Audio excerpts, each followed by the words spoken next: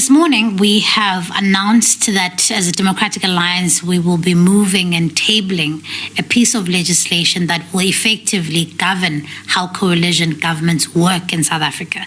As you know, coalition governments are often the subject of agreements by political parties, but have never been legislated for. So there's no legal framework in South Africa where political parties are bound by in forming coalition governments. And that's why we have seen some of our coalition governments completely falling apart because of one political party that decides to pull out on spurious reasons, but not on the basis of principles. And so our view here is that we need to develop legislation that is going to guide us, not only at a local level, but also at a provincial level and a national level, because we know, as we know, the ANC is on a downward spiral and is likely going to lose support and is not likely going to put together a 50% majority.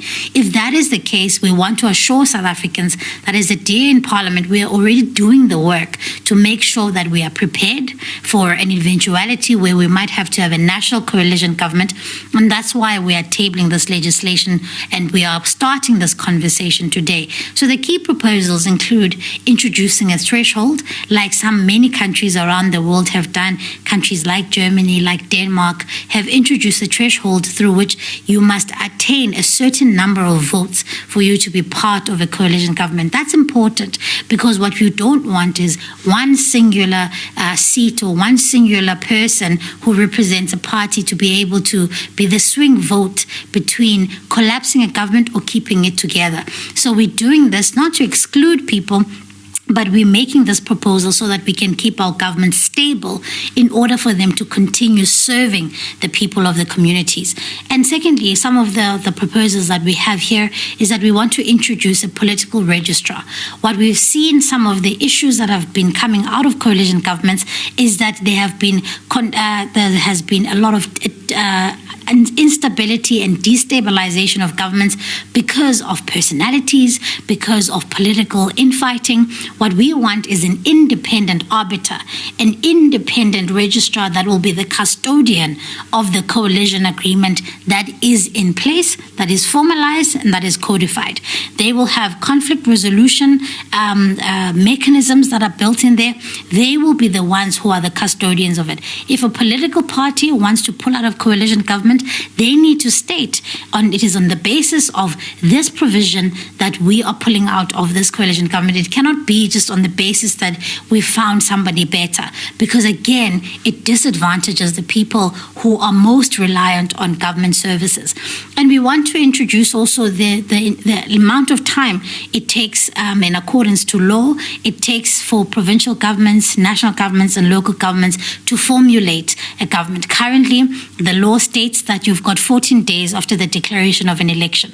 Our view is that that time is too narrow, and that if you're going to have meaningful negotiations that are also overlooked and has an oversight by this particular body, then you need to extend that time. We've seen countries like Germany take months to negotiate governments, and so we want to extend that. We also want to explore the possibility of limiting the frequency of motions of no confidence. Of course, we don't want to take that entirely away because it's a good way of holding government to account, but we want to make sure that a government is not facing a motion of no confidence every month, because how do you then deliver to people who have elected you to serve them if you can't actually have plans, have budgets in place to be able to deliver services? So those are the key proposals that we have put in this document, and the process now is going to be about engaging all the political parties that are represented here in Parliament and other academics and other members of the public who have an interest in how coalition governments are going to be working. South Africans can also get involved in this legislative process. Once the consultation phase is done, what we will be doing is that we'll be introducing the legislation formally in Parliament, and Parliament will be able to publish the piece of legislation for public comment. I urge South Africans, because this is where we are headed in our democracy, to utilize that period to make their submissions so that your views too can be reflected in the legislation that we pass here. We're not here just for ourselves as politicians, we're here to serve you. And if you're going to be able to have your wishes reflected in the laws that we pass here, you've got to be able to get involved.